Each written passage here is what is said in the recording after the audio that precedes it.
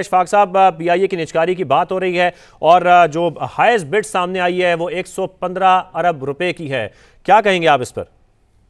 जी बिस्मिल्लाहिर्रहमानी। तो सबको मुबारक हो और मेरा ख्याल है बहुत अच्छा इकदाम था गवर्नमेंट का और इसी तरीके से बाकी इदारों को भी प्राइवेटाइज कर देना चाहिए ताकि ये जो लॉसेज आ रहे हैं और जो एक सफ़ेद हाथी हमने पाले हुए हैं वो सब ख़त्म हो और ये खर्चा, ये जो अमाउंट जो बचे वो डेट सर्विसिंग में, हमारी सिक्योरिटी में और हमारे ये जो बेनज़ीर इनकम सपोर्ट प्रोग्राम में ये जाएं और ये लोगों पे खर्च हो, इंस्टेड ऑफ के कुछ आप 5-10 लाख एम्प्लॉय की वजह से पूरी कौम बर्बाद हो।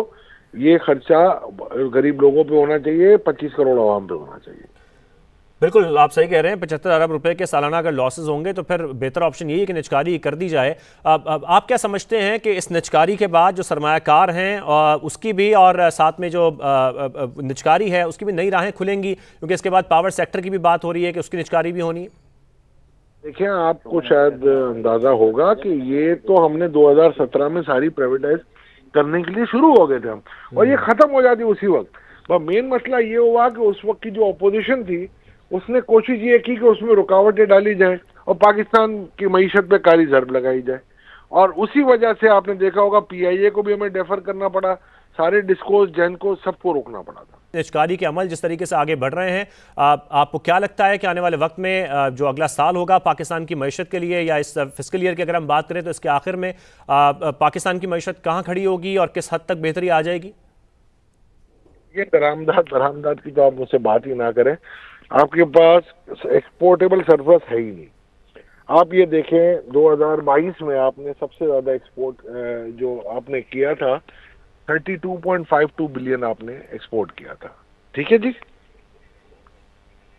हेलो जी जी जी जय श्री 32.5 बिलियन, और उस वक्त आपका एवरेज करेंसी रेट था 177 रुपए पर डॉलर। 2024 में आपने किया है, 23 में आपने किया है वही 32 बिलियन, 32.4 बिलियन डॉलर, और आपका एवरेज रेट आ रहा है 290 रुपए। तो ये तो मैं समझता हूं कि आप ये जितने भी ये बात कर रहे हैं ना एक्सपोर्टर्स कि जी डिवैल्यूएशन कर दो, मैं समझता हूं इस करेंसी की वैल्यू 250 रुपए है, इसको डॉलर को 250 रुपए से ऊपर नहीं होना चाहिए। और आप इस वक्त इंटरेस्ट रेट अपना करो 6-7%, 8% मैक्सिमम, आपकी मईशत बहुत अच्छी हो जाएगी। एक्सचेंज रेगुलेशन आए और ये जो एक्सपोर्टर बाहर पैसे रख देते हैं ना, ये इनको आप कर्व करें, रेगुलेशन आए। हमारे मुल्क में बड़े अच्छे अच्छे एक्सपोर्टर्स हैं जो कि बड़ी ईमानदारी से काम करते हैं। बहुत सारे ग्रुप्स हैं पाकिस्तान के टेक्सटाइल के जिन्होंने बड़े अच्छे परफॉर्मेंस भी दिए, और कुछ ऐसे भी ग्रुप्स हैं जो बाहर अपनी फैक्ट्रियां लगा रहे हैं और पैसा पाकिस्तान से बना के जाते हैं। तो मैं ये समझता हूँ इन चीजों पे अब ध्यान देगी अगर गवर्नमेंट, तो मेरा ख्याल है कि आपकी मईशत बहुत तेजी से, बहुत तेज रफ्तारी से तरक्की करेगी। बिल्कुल आपने सही कहा। अगर इन बातों पे ध्यान दिया जाए तो जिस तरीके से हम देख रहे हैं कि मईशत में बेहतरी आ रही है, ये बहुत तेजी से मईशत बेहतर होगी। आपका ये भी सजेशन है कि इंटरेस्ट रेट को 6 से 7% कर दिया जाए, फैसिलिटेट किया जाए। ओवरऑल हम बात ये करें। अशफाक तोला साहब, बहुत शुक्रिया, आपने हमें ज्वाइन किया। साथ में जैसे कि हम ये भी देख रहे हैं कि चेयरमैन निजकारी कमीशन ये बता रहे हैं कि 2/3 जो पेमेंट है वो शुरू में हासिल की जाएगी। जरा ये पेमेंट का जो पूरा प्रोसेस है ये भी हमें समझाएगा शकील। ये भी एक शाहजेब एक सहूलत दी गई है इन्वेस्टर को, जो भी आएगा इसमें लकी सीमेंट या आरिफ हबीब ग्रुप आएगा। हुकूमत ये कह रही है कि 2/3 जो पेमेंट है वो तो जो है वो एडवांस मतलब फौरी अपफ्रंट देनी पड़ेगी, बाकी जो है वो आपको जो है वो बाद में एक बतदरीज तरीके से इंस्टॉलमेंट्स में देनी पड़ेंगी। तो ये भी एक रिलीफ है। एक तरफ तो जो पैसा इससे हासिल होगा वो इस इदारे के अंदर ज्यादा चला जाएगा, और हुकूमत इससे मुनाफा उस तरह नहीं कमाना चाह रही बल्कि फैसिलिटेट करना चाह रही है, इदारे को अपने पांव पर खड़ा करना चाह रही है। तो ये सारी जो एक पुरकशिश किस्म की, अट्रैक्टिव किस्म की ये बिडिंग हुई है प्रोसेस, और आपने देखा कि जिस तरह बिड इसमें आई 115 अरब रुपए की हाईएस्ट, उससे तो यही लगता है कि इन्वेस्टर जो है वो बिल्कुल तैयार बैठते हैं इसको लेने के लिए, क्योंकि अब हालात बड़े साजगार हैं। इंटरनेशनल जो रूट्स हैं यूके जो यूरोपीय यूनियन के ममालिक का, वो रिस्टोर हो चुका है। 140 ममालिक में ऑपरेशन हैं। तो ये बहुत इंटरेस्टिंग सूरत हाल है कि अब ये कि निजकारी की जो संजीदा कोशिश की गई है वो कामयाब होती नजर आ रही है।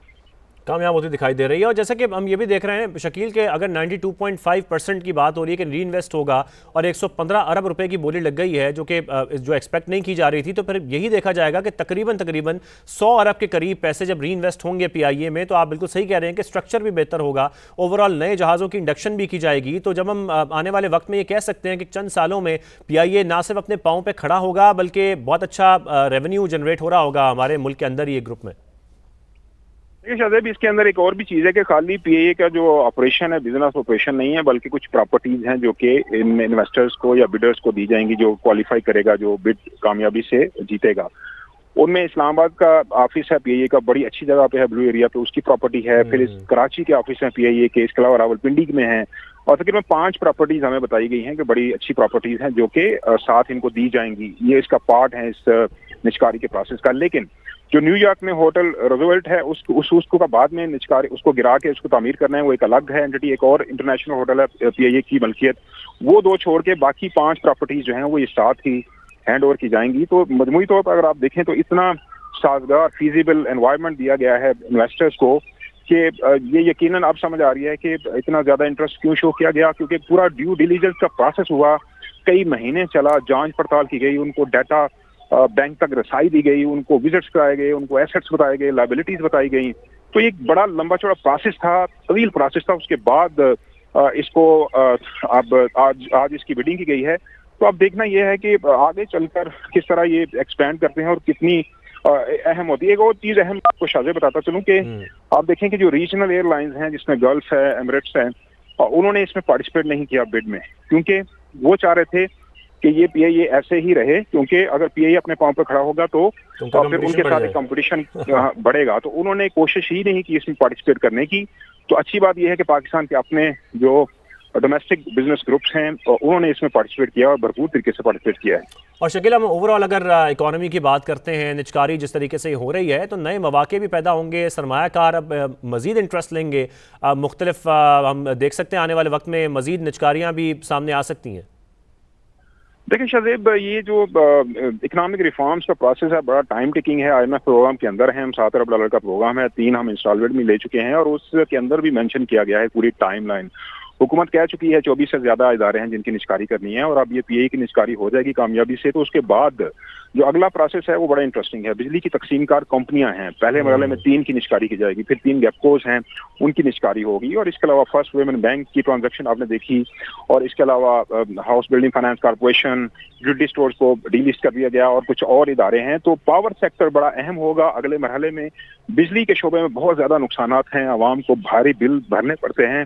तो बिजली के शोबे में तकसीमकार कंपनियां जो हैं उनकी जब निचकारी हो जाएगी, गुजरांवाला, गैपको, ये वो कंपनियां जो पहले मरहले में शामिल हैं, तो उसके बाद निजी शोबा आएगा, तो इसमें एफिशिएंसी बढ़ेगी। गर्ची कर्जा इतना ज्यादा है उसका सारा बोझ आम कंज्यूमर पर, आम सार्फिन पर डाल दिया गया है। तो अगर निचकारी होगी तकसीमकार कंपनियों की, तो हम देखेंगे कि बोझ कम होगा कंज्यूमर पे, और ना सिर्फ कौमी खजाने पे बल्कि आम लोगों को बिल भी कम होंगे, और एक कंपटीशन की फिजा होगी। और शकील, अगर यहाँ पे हम हुकूमत के सिर्फ और सिर्फ माली फ़ायदे की बात करें इस निचकारी के साथ साथ, तो आपको नहीं लगता कि माली फ़ायदा भी हुकूमत को पहुँचेगा? एक तो प्राइवेटाइज भी हो जाएगी और साथ में माली फ़ायदा भी हुकूमत को इसके साथ साथ पहुँचता रहेगा आने वाले वक्त में। देखिए शाहजेब, इसका एक और पहलू भी है। हुकूमत को अभी जो बिडिंग के बाद जो अमाउंट जो मिलेगी, जो कि मार्च तक ये ट्रांजैक्शन मुकम्मल होगी, उसमें हुकूमत के अपनी किटी में पैसा तो कम आएगा, लेकिन जो पैसा खर्च करना पड़ रहा था उससे जान छूटेगी। लेकिन जब बिजनेस बढ़ेगा, बिल्कुल हमारे साथ रहिए, इशफाक तौला साहब भी हमें ज्वाइन कर चुके हैं, उनको भी शामिल गुफ्तगू करते हैं।